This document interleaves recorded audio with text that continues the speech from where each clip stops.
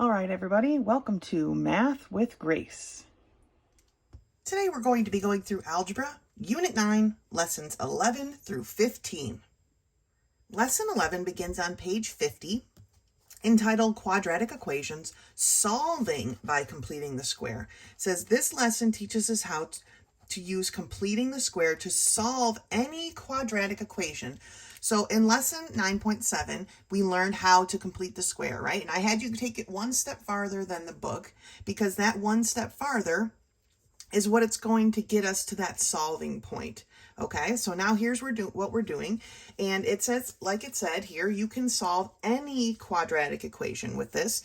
So even if it was an equation that could have been factored, but you just didn't recognize the factors, you can use this method to solve that anyway. So looking at example 1 here, we've got the quadratic equation x squared plus 14x plus 13 equals 0, okay?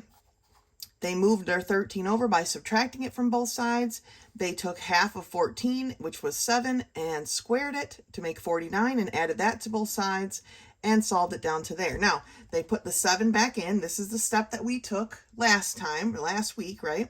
So they put the 7 back in. X plus 7, the quantity squared, equals 36. Then what they do is they take the square root of both sides. When you take the square root of something in parentheses that's squared, what comes out is the thing that was in the parentheses, okay? So this is the quantity x plus 7 squared. The square root gets rid of the square, so we're only left with the x plus 7.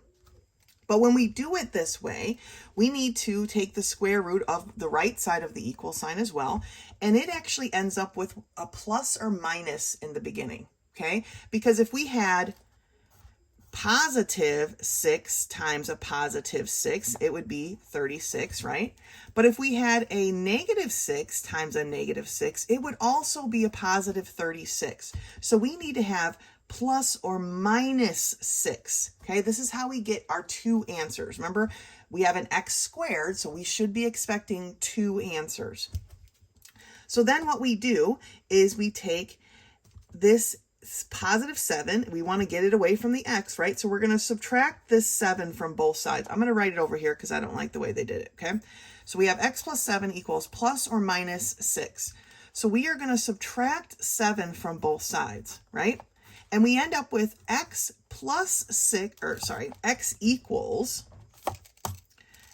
equals a positive 6 minus 7, and x equals a negative 6 minus 7. Those are the two answers that we're going to have.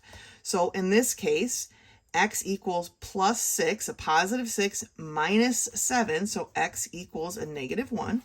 And in this case, we have x equals negative 6 minus 7, so x equals a negative 13. And that's how we get our two answers, and then that one is solved, okay? So when we have it down to this step, which is the step we took it to last week, right? We can take the square root of both sides and then solve all the way down. All right, let's look at example 3 here on page 51. It's kind of a long example, but I wanted to go over one where we had to divide and had fractions here, okay? So again, they're completing the square first. There is a coefficient greater than 1 in front of our squared term, so we are dividing each term by 2, okay? And so they ended up with x squared plus 5 over 2x minus 3 over 2x. They added the 3 over 2 to both sides, okay, to get it to the right side of the equal sign. Then they took this 5 over 2 times 1/2, right? That gives us 5 over 4, putting it in a box. Then they took that 5 over 4 and squared it, okay, which gave them 25 over 16 that they added to both sides. All right, I know they did the math right here, but I like to do it in the style that we've been doing it together. So they add it to both sides. Okay, now this was the perfect, or is the perfect square now, right? Then they had to fix this fraction to have a denominator of 16 so they could add them together, okay? Now, remember our box had 5 over 4 in it because here is the more simplified equation. Now, that's how far we would have gotten last week, right? Then they took the square root of both sides, okay? Taking the square root of this quantity squared, we ended up with just what was inside the parentheses. Taking the square root of this fraction is the same as the square root of 49 over the square root of 16. Remember when we practiced doing these rationals? Expressions like this, okay? So the square root of 49 is 7, the square root of 16 is 4, but we want that plus or minus, okay? So one of the equations, we're going to subtract this 5 over 4 from both sides. So one equation is the negative 7 over 4 minus 5 over 4, which simplifies down to be a negative 3.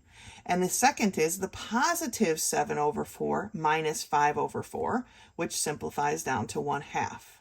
And those are our two answers for that problem. Okay, so one is a whole number, but one is a fraction. That happens all the time. Sometimes we'll even have a radical in the numerator. All right, let's turn the page. All right, so we are on page 52, and we are solving quadratic equations by completing the square. So now we are solving them all the way through to we have x equals something and something. So our first step, x squared minus 4x minus 21, is we're going to add 21 to both sides. And I'm kind of writing small. Hopefully you can see it okay. If you're following along and you're doing it with me, then it shouldn't be a problem.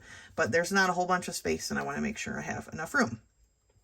So I end up with x squared minus 4x equals 21, okay? I'm going to take my 4 and multiply it by 1/2.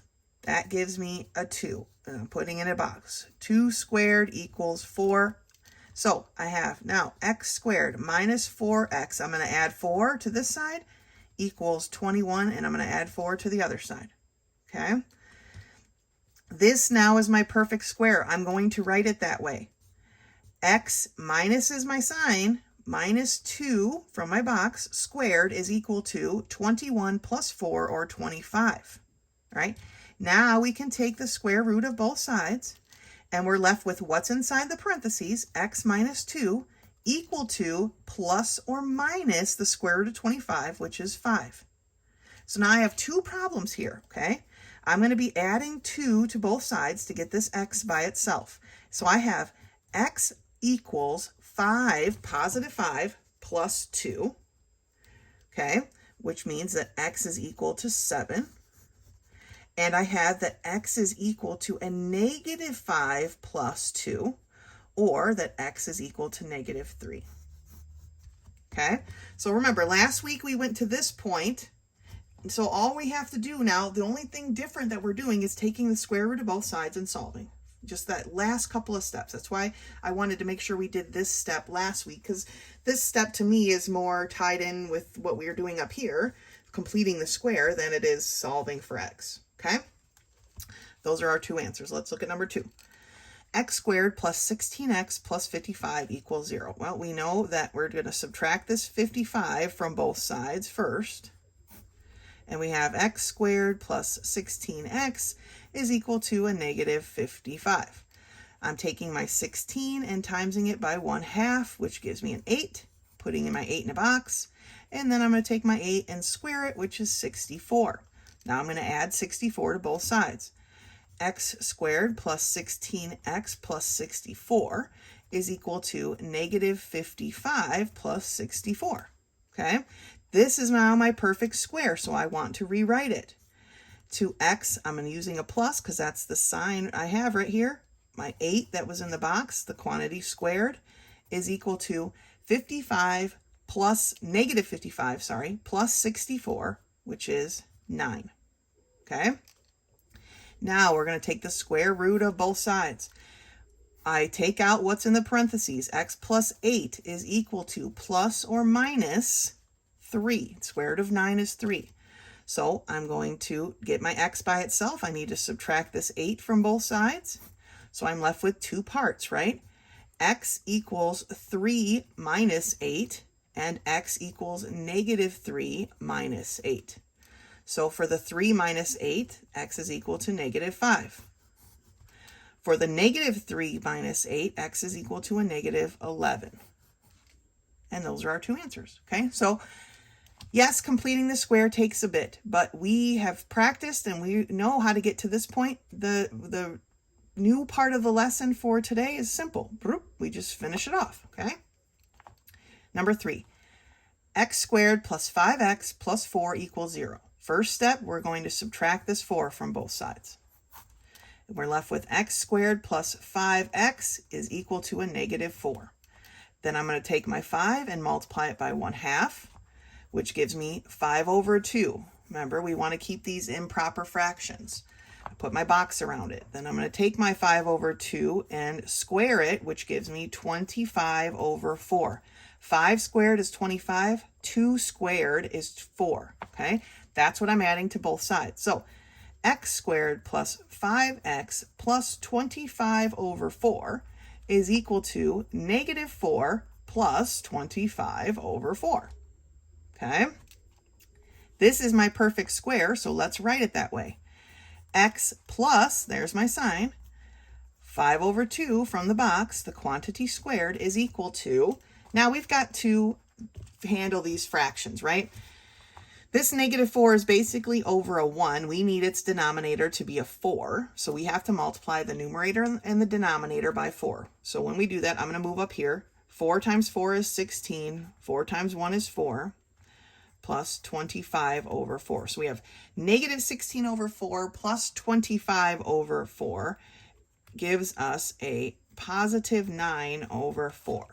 Over 4. So this is 9 over 4, okay? Now we can take the square root of both sides. We get what's inside the parentheses down here. X plus 5 over 2 is equal to plus or minus. Remember, this is the same as the square root of 9 over the square root of 4. So 3 over 2, okay? To get this x by itself, we need to subtract this 5 over 2. From both sides. I'm trying to leave myself some room here.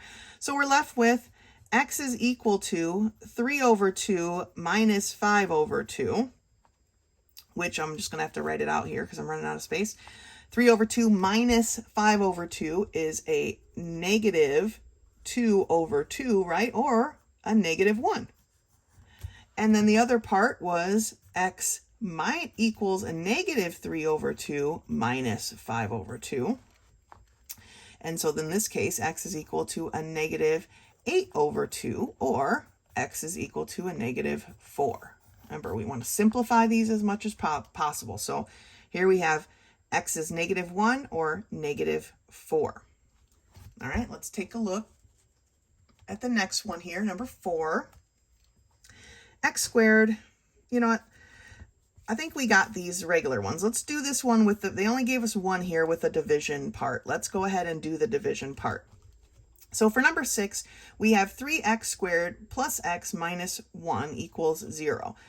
We've got to get this coefficient to be a 1, right? So we need to divide every single term by 3. And you can divide 0 by 3. I don't normally mark it that way because it seems silly. So that leaves me with an x squared plus 1/3 x. Okay, I'm just pulling the x out of the fraction because this is basically like it has a 1 in front of it, right? So there's my 1/3, and I'm going to set the x off to the side, which is fine. And then I have minus 1/3 equals 0. Now I need to move this 1/3. It's a negative, so we're going to add a 1/3 to both sides, plus 1/3. So I'm left with x squared plus 1/3 x equals 1/3. Okay? Now I'm going to take my 1/3 and I'm going to multiply it by 1/2. 1/3 times 1/2 is 1/6. Okay, numerator times numerator, denominator times denominator. Putting this in a box, then I'm going to take my 1/6 and square it, which gives me 1/36. Okay, that's what I'm adding back on. So x squared plus 1/3 x plus 1/36 equals 1/3 plus 1/36. Okay, adding it to both sides. This is now my perfect square, written as x plus, because there's my plus sign, 1/6 from my box, the quantity squared, is equal to 1/3 plus 1/6. We need to work this out here. I'll use my scratch paper here. So 1/3 plus 1/36. All right, so 3 goes into 36 evenly. It goes in 12 times. So I have to multiply this by 12 over 12, basically. And that gives me 12/36 plus 1/36, or 13/36. Okay, 13 is a prime number. It does not go into 36 evenly, so it is just our answer. 13 over 36, okay? So now we take the square root of both sides, right? When we take the square root of this grouping here, we only get what's in the parentheses. So x plus 1 over 6 is equal to, plus or minus, we'll just throw it out there. Now, when you take the square root of 13 over 36, it's the same as the square root of 13 over the square root of 36, right? There is no square root of 13 because it's a prime number, but there is a square root of 36. And so that is the square root of 13 then over 6. So that becomes my answer down here. Square root of 13 over 6, plus or minus the square root of 13 over 6. Now, I need to subtract this 1/6 from both sides, right? And I'm kind of running out of room. But here's how we write our answer for this, okay? I'm going to write it here on my scratch paper. I'll write it here on this scratch paper. Basically, we're left with x is equal to -1/6 plus or minus the square root of 13 over 6, right? That's what we have left. Now, there is no way, whether we're adding or subtracting, that we are going to be able to combine this 1 and this square root of 13, okay? Although we have the same common denominator, so we can combine these into one fraction, and here's how we write that. X is equal to -1 plus or minus the square root of 13 over 6. And that, even though it looks like one answer, is actually our two answers because our plus and minus is still there. If we were to calculate this out with our calculator decimal style, we would take -1 plus the square root of 13 over 6, -1 minus the square root of 13 over 6. Okay, so you can write them as two different things, right? You can write them like this, and you can write it like this. But it seems like that's just an extra step when we can just combine it all into one. Okay, so this is a proper answer since we can't really combine, since we don't want decimals, right? We can't combine these two things. So we can combine them into one fraction, but we just can't put them together. Okay, so that's what our answer ends up to being for number 6. All right, go ahead and give 4 and 5 a try on your own. I think you guys are doing great, so you should be able to knock it out. If questions come up, though, please do not hesitate to contact me. That's lesson 11. Lesson 12 begins on page 56, and it's titled The Domain of a Function. And so it says here that, and I think this is an interesting way to think about it. So one way to think of functions is as a machine that accepts input values, okay, processes them, which is the function part, and then produces an output value. The input value is called the independent variable. The output is the dependent, right? And the function is what happens to the input to create the output, okay? So 5x plus 3 is the function. The input is x equals 4. The output is 23, all right? So it says that the set of all possible input values, what can we put into our machine, is called the domain, all right? It's called the domain of the function. So it is our x values in this case. And it can be anything from all the real numbers to a specific set of numbers based on the information that we're given. The domain of a function is usually determined by a given list of ordered pairs, an equation, like in this one, or a graph. Okay, so those are several different ways. Let's take a look at this example here. Example 1. here are a list of ordered pairs, right? What is the domain? Well, remember, the domain was all of our x values. So it's 6, 10, 5, 4, and -1. What about this one? Y equals 6x minus 7. Well, we could put any real number in for x, right? We've done that before when we're trying to plot this line on a graph. All real numbers we can put into x, whether they're positive or negative. That's what the real numbers are, right? Well, what about this one? For number C, y equals 1 over x minus 3. Well, in this case, it's still real numbers, right? Except we cannot have this x be a positive 3. Because if it is a positive 3, then our denominator becomes a 0. Remember, that's one of those excluded values we talked about before. So all real numbers, but x cannot equal 3. All right, so this is what we're talking about. Sometimes they have a limitation. A lot of times those limitations come in fraction form when the function is a fraction. Well, what about y equals x or 2x squared minus 3x plus 4? Again, all real numbers can be put into here to solve this one. What about y equals the square root of 2x? Well, here it's real numbers, but they must be greater than 0. Okay? If this was a negative, then we wouldn't be able to solve. It becomes undefined. So we need them all to be greater than or equal to 0. All right? Then this little bit at the bottom tells us that when a graph is given, the domain is a set of all x values that the line crosses. If the line crosses the same x value more than one place, the graph is not showing a function. So let's look up here at example 2 at the top of page 57.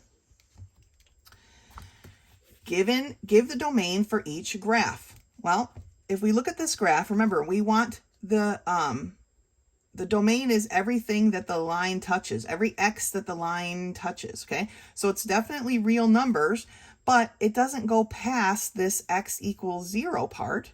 So x is greater than or equal to 0. The arrow shows that this continues, okay? So it's x is greater than or equal to 0. For B, we've got this section of a line, right? A segment. So where does it cross our x's? Well, it goes from here to here, right?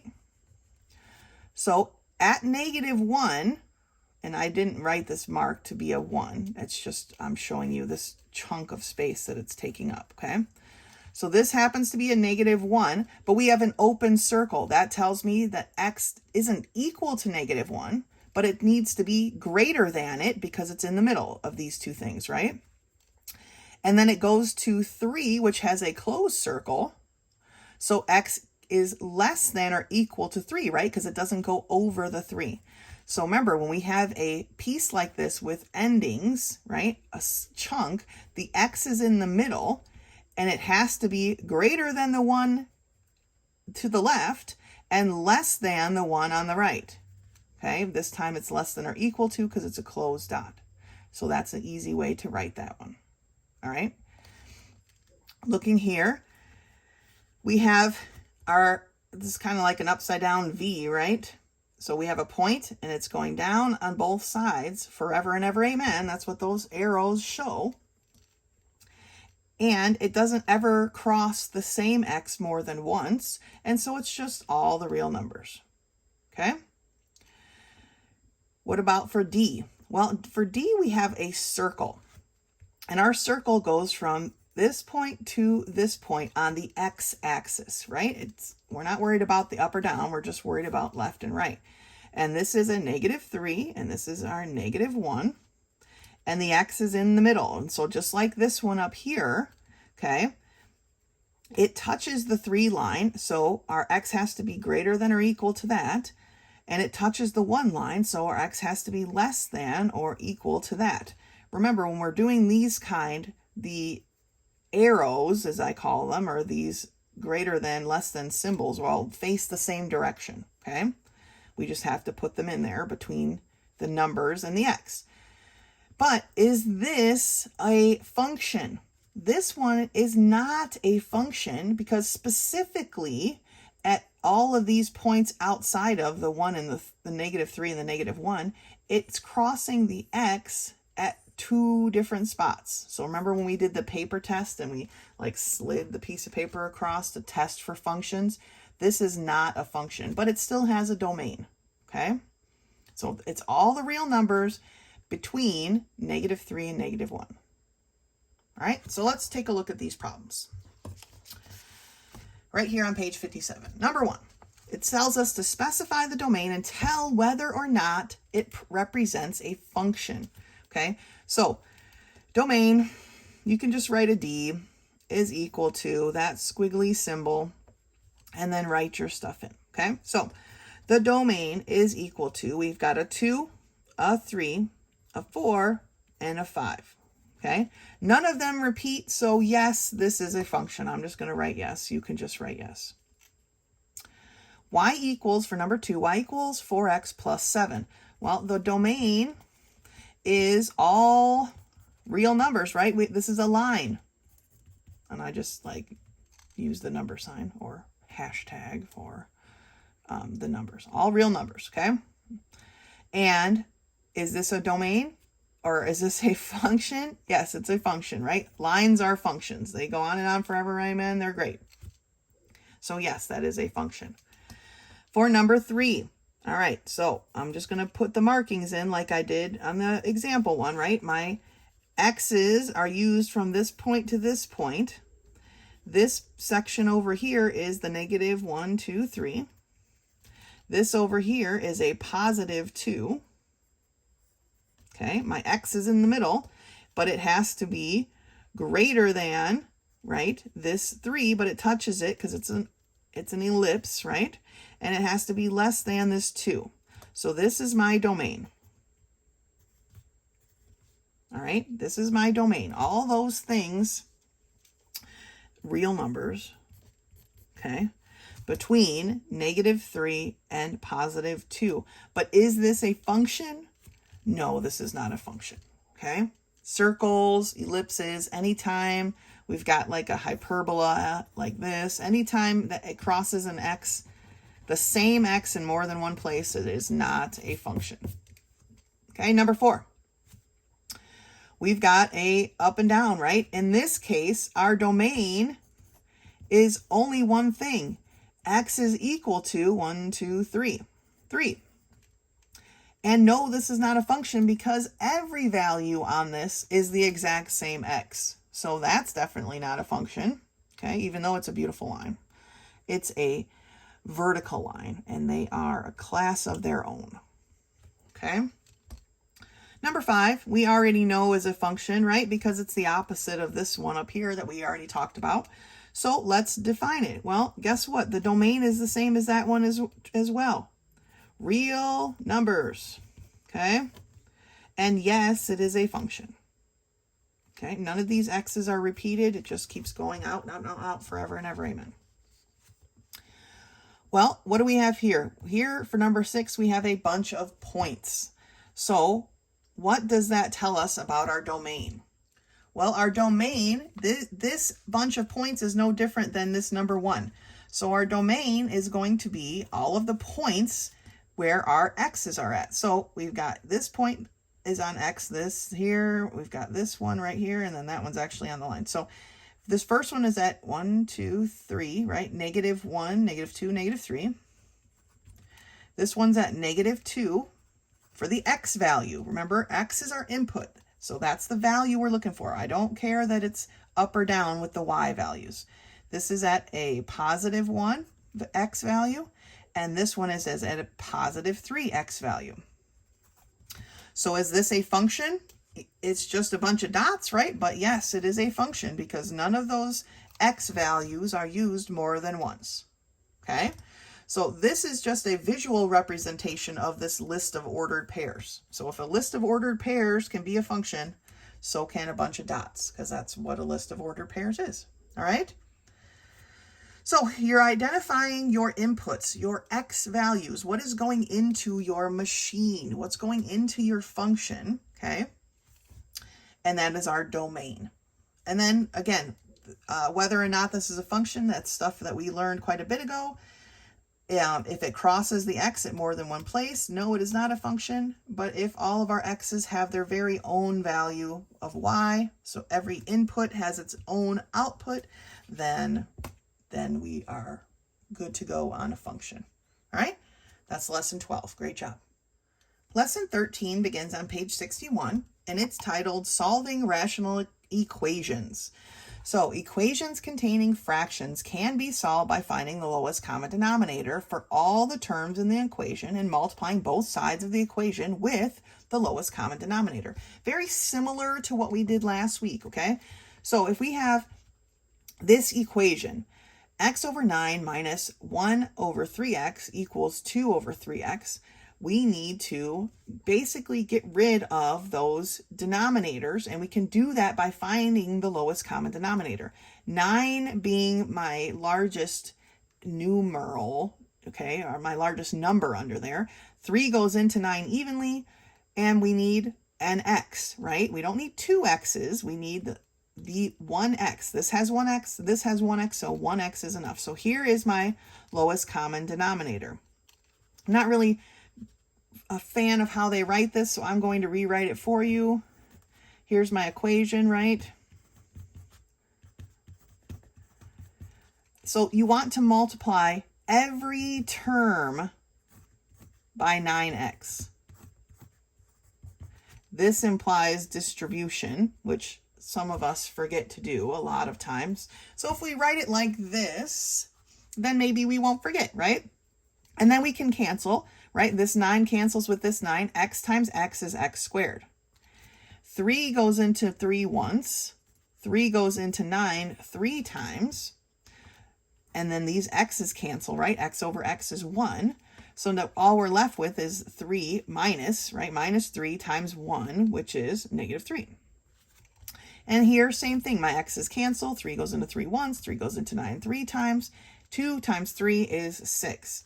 So now we've simplified it. We've gotten rid of the denominators, and here's what we're left with. X squared minus 3 equals 6. Add 3 to both sides. Take the square root. Piece of cake, right? All right. Let's take a look at example 2. 5 over x plus 2 plus 3 over x minus 3 equals 2 over x plus 2. Do not try to cancel these 2's and 3's. Remember, when things are bound together with pluses and minuses, we can't just cross other things out. They are bound together. They are a pair forever and ever. Amen. Okay, so what is our lowest common denominator? Well, we need a pair of x plus 2, right? This has an x plus 2 as well, so we need one of those. And we need an x minus 3. So this ends up being our lowest common denominator.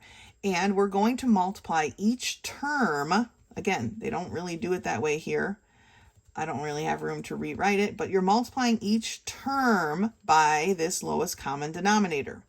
So they've written it out again here, and then they've canceled, which is nice. Right? But you should be able to cancel something out of every one of these. And they ended up with this. Do not forget to distribute. Those of you who do not like to distribute, please take a minute to do it, because otherwise your problem is going to be wrong right off the bat. So 5 times x is 5x. 5 times negative 3 is negative 15. 3 times x is 3x. 3 times 2 is 6. Equals 2 times x, which is 2x. 2 times negative 3, which is negative 6. Combining all of our like terms, okay, gives us 8x minus 9 equals 2x minus 6, okay? Then they subtracted a 2x from both sides, and they added a 9 to both sides, okay? I'm just trying to show you how they got from this step to this step. 8x minus 2x is 6x. This cancel. Negative 6 plus 9 is 3. Okay, that's how they got there. Then 6 is being multiplied by x. They're going to do the opposite and divide. So x is equal to 3 over 6, or 1/2. Okay, let's turn the page. So on page 62, it reads, when there are variables in any of the denominators, the solutions must be checked to see if there are excluded values. Okay, fractions with variables in the denominator. Just this fraction, what would be our excluded value? Well, x could not equal 1, right? Because if x equaled 1, then this would be a 0, and that doesn't work. X here cannot equal 0, right? If this x was a 0, then 6 over 0 doesn't work, and then this one is the same 1, right? So we actually have two excluded values for this example number 3. But what happens is, when we solved, we got the solution of x equals 1. But we already said that x could not equal 1, okay? So example 3 is not a valid solution. It's not valid. This equation is not valid because its solution is an excluded value, okay? So this, once you've done all of this work, it turns out that this problem is undefined, okay? This problem doesn't actually work out. And sometimes that happens with math. And so we just write undefined. It's just what it is, okay? Looking here, it says a single fraction on both sides of the equal sign, and they're talking about example 5. We'll switch up to that in a minute, can be solved by cross multiplication. Remember, this is a proportion. When we have a fraction equal to a fraction, it is a proportion, okay? And we can cross multiply. So we end up taking x minus 2 times x minus 6 and make that equal to x minus 1 times x plus 2. Okay, we cross multiplied. Then we actually have to multiply all that out, combining our like terms, and solve for x. Okay, and then it says here the solution is not an excluded value in the original equation. What are our excluded values from this original equation, right? X cannot equal 1 and x cannot equal 6. So as long as those two things aren't our answer, this equation is fine. All right, so let's do some of these together here. Number 1. X over 3 plus x over 2 equals 20 over 3. What is our lowest common denominator here? Well, it's going to be 6, right? 3 is the largest number. 2 doesn't go into 3 evenly. 2 3s is 6. 2 goes into that evenly, of course. So we're going to multiply every term by 6. Okay? 3 goes into 3 one time. 3 goes into 6 twice. So we're left with 2 times x, or 2x. 2 goes into 2 one time. 2 goes into 6 3 times. So 3 times x is 3x. And that's equal to, let's reduce here. 3 goes into 3 once. It goes into 6 twice. 2 times 20 is 40. 2x plus 3x equals 40. That's what we've got it down to. Well, 2x plus 3x is 5x equal to 40. 5 is being multiplied by x. We're going to do the opposite and divide. And x is equal to 8. We did not have any variables in the denominator, so we don't have any excluded values. So x is equal to 8. Okay? Number 2. 3x minus 1 over 6 plus x minus 10 over 5 is equal to 5 minus 2x over 15. Well, okay. What is my lowest common denominator here? Well, 15 is my largest number. 5 goes into 15, but 6 doesn't. So we take 2 15s, which is 30. 5 goes into 30, 6 goes into 30. So 30 is our lowest common denominator. Each term, then, we are going to multiply by 30 to get rid of these denominators. Okay? 6 goes into 6 one time. 6 goes into 30 5 times. I'm going to write this out. I'm not going to do the distribution right here. So I've got 5 times 3x minus 1. Okay? For the second term, 5 goes into 5 once. 5 goes into 36 times. So that leaves me with 6 times x minus 10. And all of that is equal to, let's reduce this final term. 15 goes into 15 once. It goes into 32 times. So I have 2 times 5 minus 2x. Okay, now I need to distribute in each group of terms, okay? 5 times 3x is 15x. 5 times a negative 1 is negative 5. 6 times x is a 6x. 6 times negative 10 is a negative 60. 2 times 5 is 10. 2 times a negative 2x is a negative 4x, okay? I'm going to combine my like terms. 15x plus 6x is 21x's. Negative 5 minus 60 is negative 65, and that's going to equal 10 minus 4x, okay? The 21 is larger than the 4, so I'm going to add a 4x to both sides. And at the same time, I'm going to move this 65. It's a negative, so I'm going to add 65 to both sides. Okay? Canceled here, canceled here. So what am I left with? 21x plus 4x is 25x's. And that is equal to 10 plus 65, or 75. 25 is being multiplied by x. We're going to do the opposite and divide. And we get that x is equal to 3. 75 divided by 25, x is equal to 3. Again, no variables in our denominator, so we don't have any excluded values. So our answer is x equals 3. Phew. Number 3. 3 over 2x minus 5 over x equals 1 over 6. Okay, first thing, before I do my lowest common denominator, I have an excluded value here. And in this case, my x cannot equal 0, right? If x is 0 here, 2 times 0 is 0. If x is 0 here, it's just a 0 in our denominator. No bueno, all right? So then what is our lowest common denominator? Well, our largest number is 6. 2 goes into 6 evenly, so it's definitely a 6.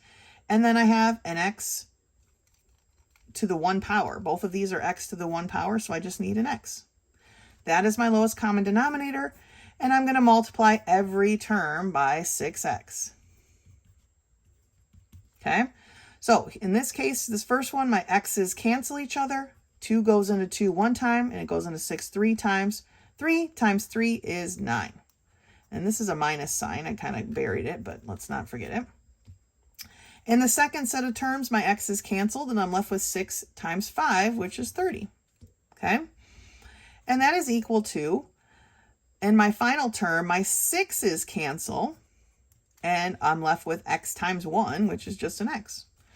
So this one worked out pretty sweet. X is equal to 9 minus 30, or negative 21. Okay? My value here is not equal to my excluded value, so this problem is fine. Let's look at number 4. So our excluded value is 3, but let's remember what we learned in example 5. This is a fraction equal to a fraction, so we are going to cross multiply to solve this. And so we end up with negative 3 times x minus 3 is equal to 5 times x minus 3. Okay, now we can distribute. Negative 3 times x is negative 3x. Negative 3 times negative 3 is 9. And that's going to be equal to 5 times x, and then 5 times a negative 3, which is a negative 15. Now we can combine our like terms, right? My 5x is larger than my 3x, so I'm going to add a 3x to both sides. And I might as well go ahead and add this 15 to both sides while I'm at it, okay? Canceled, canceled. What am I left with? Well, I have 9 plus 15, okay, which is 24, is equal to 5x plus 3x, or 8x. 8 is being multiplied by x. We're going to do the opposite and divide. And we see that x is equal to 24 divided by 8, or 3. Unfortunately, our excluded value was 3, remember? So this problem is actually undefined. This problem doesn't actually work. And had we multiplied this by our lowest common denominator, which would have been x minus 3, right? We would see that it would leave us with negative 3 equals 5. Well, that doesn't work for sure, okay? So sometimes these just really just don't work out, right? Not all math can be solved, and this problem is just a bad problem. It's just not a good problem. Let's look at number 5. 2 over x minus 3 minus 4 over x minus 4 equals 4 over 2x minus 3. Mouthfuls. Okay, I'm going to have to get a scratch paper for this one. I can feel it already. Oh, here's my scratch paper. First of all, what are my excluded values? Well, my first one here is that x cannot equal 4, right? If this was a positive 4 minus 4 is 0. The second one's a little bit trickier because we have to take 2x minus 3 and set it equal to 0. Adding a 3 to both sides, 2x equals 3. Then we have to divide by 2, and we see that x cannot equal 3 over 2. Okay, so x cannot equal 3 over 2. Those are our two excluded values. I'm going to slide this over. So now what is our lowest common denominator? Well, we've got a 2x minus 3, a x minus 4, and a 2x minus 3. So our lowest common denominator for this one is 2x minus 3 times x minus 4. Okay, and I know I'm encroaching on 6, but we'll do 6 on a scratch paper in a minute. So now I need to multiply each term by this. So I'm going to rewrite the whole thing. So 2 over 2x minus 3 minus 4, and I'm giving myself lots of room, x minus 4 equal to 4 over 2x minus 3. Okay, lowest common denominator, multiplying each term by it, which is 2x minus 3, x minus 4. 2x minus 3, x minus 4, 2x minus 3, x minus 4. If you don't need this step with your work, if you're like, oh, Mrs. Howell, so redundant. But if you don't need this step, then don't take the step. I like this step because I don't want to forget something. Okay, so my 2x minus 3's cancel in this first term, and I'm left with 2 times x minus 4. Okay, in the second term, my x minus 4's cancel, so I'm left with a negative 4, don't forget that sign, times 2x minus 3. And that's equal to, in my final term, my 2x minus 3's cancel, and I have 4 times x minus 4. Now I have to distribute for each one, okay? Do not forget your distribution. 2 times x is 2x. 2 times a negative 4 is a negative 8. Negative 4 times 2x is a negative 8x. Negative 4 times negative 3 is a positive 12. 4 times x is 4x. 4 times a negative 4 is a negative 16. Combining our like terms, okay, we have 2x minus 8x, or negative 6x, and I have negative 8 plus 12, which is a 4. 4x minus 16. 4 is my bigger number, right? Because it's positive. I want a positive exponent. So positive 4 is bigger than a negative 6. So I'm going to add 6x to both sides. And then I'm going to add this 16 to both sides. Kind of doing 2 steps in one. Okay, those cancel. So what are we left with? We're left with 4 plus 16, or 20, is equal to 4x plus 10x, which, or plus 4x plus 6x, which is 10x. Okay, 10 is being multiplied by x. We're going to do the opposite and divide, and we get that x is equal to 2. Now, was this one of our excluded values? No. So x equals 2 is a proper answer. Okay, make sure if you're using scratch paper, guys, to do these problems, please, please, please include it when you're turning stuff in. It makes it so much easier for me to grade. I really want to give you guys the most points I can, but if I can't see any work and all I see is an answer that's incorrect, then all I can do is mark it wrong. Okay, so please, please, please, I did it on scratch paper. I include my scratch paper in my books with a little paper clip so that I always have it with me. All right, last one, number 6. X minus 2 over x minus 7 is equal to x plus 1 over x minus 5. Recognize this as a proportion, okay? As a fraction, number 5, example 5, as a fraction equal to a fraction, and we can cross multiply. But before we do that, let's figure out our excluded values. For this first term, our x cannot equal 7, right? Because 7 minus 7 is 0.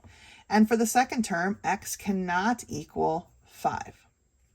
Now that we have those out of the way, set up, let's go ahead and cross multiply. So that gives us x minus 2 times x minus 5 equal to x minus 7 times x plus 1, okay? Now we have to use the FOIL method and work these out. So x times x is x squared. X times a negative 5 is a negative 5x. Negative 2 times x is a negative 2x. And negative 2 times negative 5 is a positive 10. On this side, we have x times x, which is x squared. X times 1, which is x. Negative 7 times x is negative 7x. And negative 7 times a positive 1 is a negative 7. Okay? Before we start combining our like terms, I have an x squared on this side and an x squared on this side. They're both positive. If they were both negative, that would be fine too. But since they're both positive, they actually cancel each other out, right? Because if I subtracted one from one side, I'd end up with a 0. So anytime you have the exact same number on both sides of the equal sign, it's going to cancel itself out. If it has the same sign on both sides, it's going to cancel itself out. So now I'll go ahead and combine my like numbers.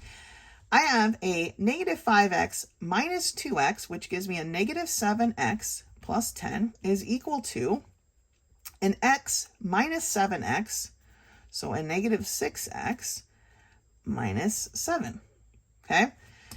This negative 7, when I move it, will be larger than this negative 6. So I'm going to add this 7x. I want my variable to be positive, right? So I want to add that 7x to both sides. And since I'm adding the 7 over here, I'm going to add this 7 to both sides. Okay, so these are gone and gone. So what are I left with? 10 plus 7, which is 17, equal to negative 6x plus 7x, which is just and x.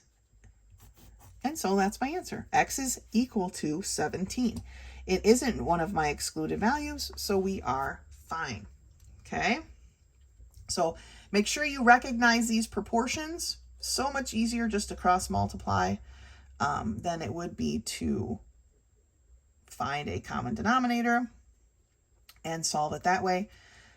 This way is very straightforward and boom, it's done. Okay? But make sure you are recognizing your excluded values so that in terms like this, number 4, if we have the answer turn out to be the excluded value, then we know that this equation is undefined. Okay? And that's it for lesson 13. Great job. All right, lesson 14 begins on page 68, and it is our last lesson for this video and this book. Yay, right? And it's entitled The Quadratic Equations, the Quadratic Formula.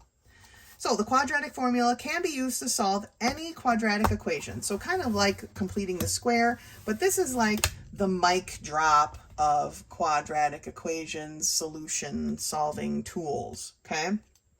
Factoring is great. Completing the square is great. The quadratic formula does it all, okay? So here is on this page is how they derived the quadratic formula. As interesting as it is, you don't really need to understand. You don't need to know this. It's not like, I don't expect you to memorize this, okay? So this is the quadratic formula, which while I don't necessarily expect you to memorize it, it wouldn't hurt. And honestly, once we use it a lot, so much, and again and again and again and again and again, it's kind of hard not to memorize. But you definitely need to put this on a note card and keep it with you. So the quadratic formula is x is equal to negative b plus or minus the square root of b squared minus 4ac over 2a. And you're probably wondering, like, what the heck is these a, b's, and c's? Well, remember, the standard form is ax squared plus bx plus c. So that is our a, our b, and our c. But let's take a look at what that actually means in this example number 1. If we have 6x squared equal, or 6x squared minus 11x minus 2 equals 0, a is the 6, b is the negative 11, and c is the negative 2. And then you simply just substitute those numbers into the formula and solve. All right, so let's look at number 2, example number 2, and we'll do a bunch of these together if you're thinking, oh, that's all you're going to talk about. The most important part, math, people stumble in the math, but if you don't get your A, B, and C right, then your whole problem is going to be wrong regardless. So, example 2, 5x squared minus 7x plus 1. A is equal to 5, B is equal to negative 7, and C is equal to 1. I would really like you to write that each time, what your A, B, and C is before you stick it into your formula, just so you know what you're looking for, okay? So let's do a bunch of these together, and you'll see what I'm talking about. Number 1, 3x squared plus 2x minus 1. So A is equal to 3, B is equal to 2, C is equal to a negative 1, okay? Now let's put them into the formula. X is equal to negative b plus or minus the square root of b squared minus 4ac all over 2a, okay? That's the quadratic formula right here, okay? That's what we're using. So x is going to be equal to negative 2, and I'm putting my 2 in parentheses because sometimes that b is going to be a negative number. But you've got to remember, this negative is part of the formula. So if b is a negative number, then we're going to end up with a minus minus. All right? So negative b, okay, plus or minus the square root of b squared, so 2 squared, minus 4 times a, which is 3, times c, which is a negative 1. Sorry, number 2, we're kind of encroaching a little bit. All over 2 times a, which is 3. Okay, so we've got, simplifying it, negative 2 plus or minus the square root of what? Well, this 2 squared is 4. And we have a minus times a minus, so we know we're going to have a plus. What is 4 times 3? Well, it's 12. 12 times 1 is 12 still, right? All over 6. So, negative 2 plus or minus the square root of what? 4 plus 12, which is 16 over 6. Keep going. I'm using up too much space. I'm going to have to get a scratch paper for the next ones. That's fine. Negative 2 plus or minus, what is the square root of 16? It's 4, right? All over 6. Here's where our 2 answers come in. One of them is going to be negative 2 plus 4 over 6, right? Which is 2 over 6, or 1/3. And the other answer is going to be negative 2 minus 4 over 6, which is negative 6 over 6, or a negative 1. Okay, definitely going to need to use scratch paper for these because they take more space than is given. So my 2 answers for number 1 is 1/3 and a negative 1. Okay, so number 2. We'll do it like this here. Number 2, I have x squared plus 7x plus or minus 18. So my a is equal to 1 in this case, right? Because remember, there's a 1 right here. My b is equal to 7, and my c is equal to negative 18. A, b, and c, very important. Now let's put it into the formula. X is equal to negative b, which is my 7, plus or minus the square root of b squared, so 7 squared, minus 4 times a, which is a 1, times c, which is a negative 18, all over 2 times a. All right? So, negative 7 plus or minus the square root of 7 times 7 is 49. Negative 4 times negative 18 is going to give me a positive answer, and that's a 72. Okay? All over 2 times 1, which is a 2. Keep going. Negative 7 plus or minus the square root of what is 49 plus 72? Well, it's 121 all over 2. Okay? Keep it going. Negative 7 plus or minus, what is the square root of 121? Well, it's 11, right? So now we have, and I'm scooch up here. Now we have our 2 parts.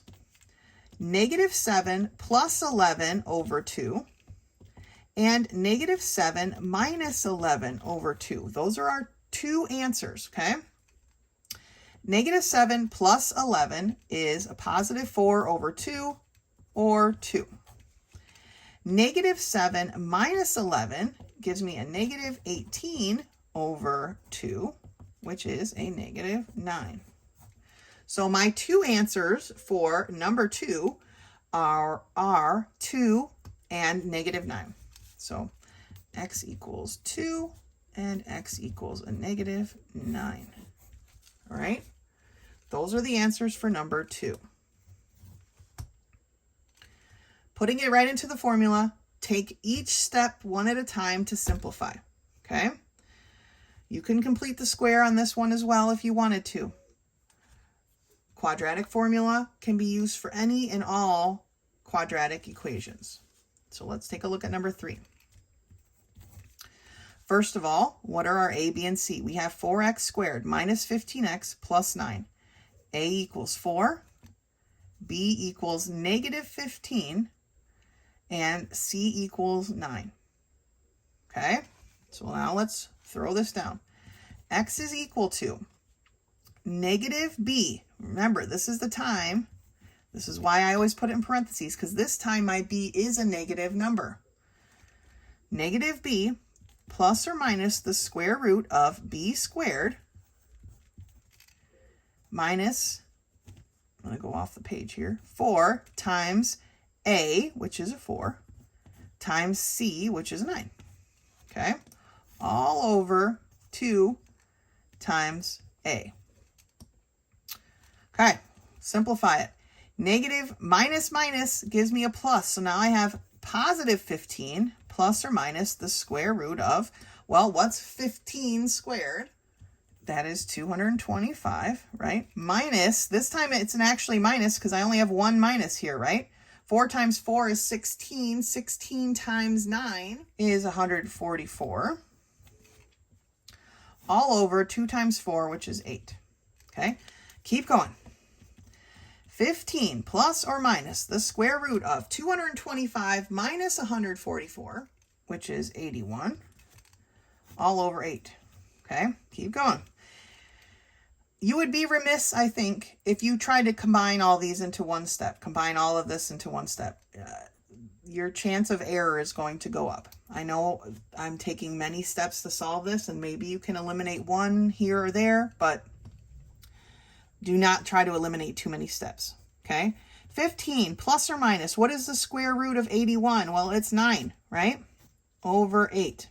So now I have two parts. I have 15 plus 9 over 8, and I have 15 minus 9 over 8. These are my two parts. 15 plus 9 is 24 over 8, which is 3.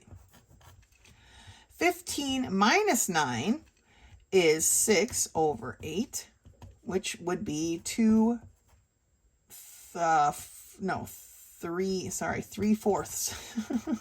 2 goes into 6 3 times, 2 goes into 8 4 times, so 3/4. Okay, so my answer for number 3 is x equals 3 and x equals 3/4. X equals 3, x equals 3 over 4. Those are my two answers for number 3. Let's do a couple more of these. Looking at number 4, 10x squared minus 13x minus 3. My a is equal to 10. My b is equal to -13. And my c is equal to -3. All right, so let's put them into the formula. X equals -b plus or minus the square root of b squared minus 4 times a times c, all over 2 times a. Do not forget the 2 times a in the denominator. I had a student doing that once. They would contact me, getting every one of these wrong. Well, you forgot a whole part, a whole chunk, so do not forget your 2a. So let's simplify this, right? Here we have a minus minus. Nobody likes a minus minus in math, so we've got a +13 plus or minus the square root of 13 squared is 169. Here we have a negative times a negative, so it's going to be a positive. 4 times 10 is 40. 40 times 3 is 120, all over 2 times 10, or 20. Let's keep going. 13 plus or minus the square root of 169 plus 20 is 289, right? Yeah, all over 20. Does 289 have a perfect square? I don't think so, but let's take a look. It actually does have a perfect square. So we have 13 plus or minus the square root of 289 is 17 over 20. So now we have our two parts, right?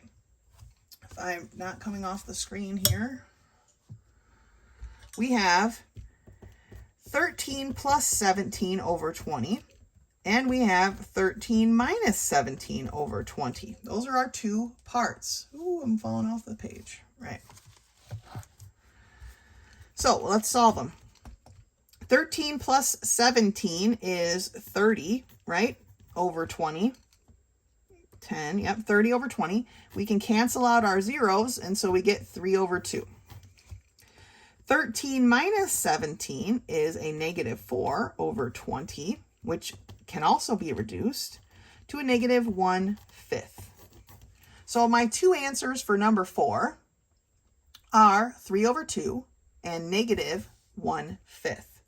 So x is equal to 3 over 2 and x is equal to a negative 1/5. Okay, let's do another one. Number 5. 4x squared plus 7x minus 2 equals 0. So my a is equal to 4, my b is equal to 7, my c is equal to negative 2. Okay, putting it into the formula. X is equal to negative b plus or minus the square root of b squared minus 4ac all over 2 times a. Okay, we're substituting each of these for their value.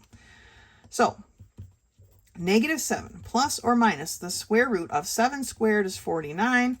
Negative times a negative gives me a positive. 4 times 4 is 16. 2 16s is 32. All over 2 times 4, which is 8. Keep going. Negative 7 plus or minus the square root of 49 plus 32, which is 81. All over 8. Okay. Negative 7 plus or minus, what is the square root of 81? It's 9, right? All over 8. So here's our two problems. We have negative 7 plus 9 over 8, and we have negative 7 minus 9 over 8. Solving the first one here, negative 7 plus 9 is 2 over 8, or 1 over 4. Negative 7 minus 9 over 8 gives me a negative 16 over 8, or negative 2. So my answers for number 5 are 1 over 4 and negative 2. So x equals 1 over 4, x equals negative 2. Okay, putting the information into the equation. Let's do one more together. Number 6. 2x squared plus 9x plus 2. So a equals 2, b equals 9, c equals 2. Let's put it in. X is equal to negative b plus or minus the square root of b squared minus 4 times a times c, all over 2 times a. Okay, there's a reason I'm repeating it so that you can start to get a little bit more comfortable with the formula here. So negative 9 plus or minus the square root of 9 squared, which is 81. 4, it's going to be negative because there's only one negative. 4 times 2 is 8 times 2 is 16, all over 2 times 2, which is 4. Okay, keep going. Negative 9 plus or minus the square root of 81 minus 16, which is 65, all over 4. Negative 9 plus or minus. Does 65 have a perfect square root? No, right? 8 times 8 would be 64. So 65 doesn't hit it. So now we need to think, well, what is 65 made of? Can we reduce this rational? And so let's think about it. Let's see. 5 goes into 65 13 times. So that's not going to work because 5 and 13 are both prime numbers. So no, this does not have any way we can simplify the square root of 65. So our answer just happens to be -9 plus or minus, that gives us our two answers, the square root of 65 over 4. Okay? Can't simplify it any farther. Leave it to the last problem for them to throw one of these in there. But these happen all the time when you're working with the quadratic equation. So -9 plus or minus the square root of 65 over 4 is my answer for number 6. Okay. Messy, maybe? Sure. I don't know. That's a very common answer for the quadratic formula. As you keep going with these, you'll see that a lot of times we get that kind of answer. Okay. So, quadratic formula, -b plus or minus the square root of b squared minus 4ac all over 2a. Determining our a, b, and c is our first and most important step. After that, we just substitute those values in to the equation, okay? And solve one step at a time. Like I said, if you want to eliminate one step or so, but I would be very careful eliminating a bunch of these steps. Mathematical error is imminent in that case, okay? But we're just plugging stuff into a formula. Quadratic formula is great. All right, that's it for this lesson. That's it for this video. If you have any questions, like always, feel free to send me a text message. I'm happy to help with anything. Otherwise, until next time.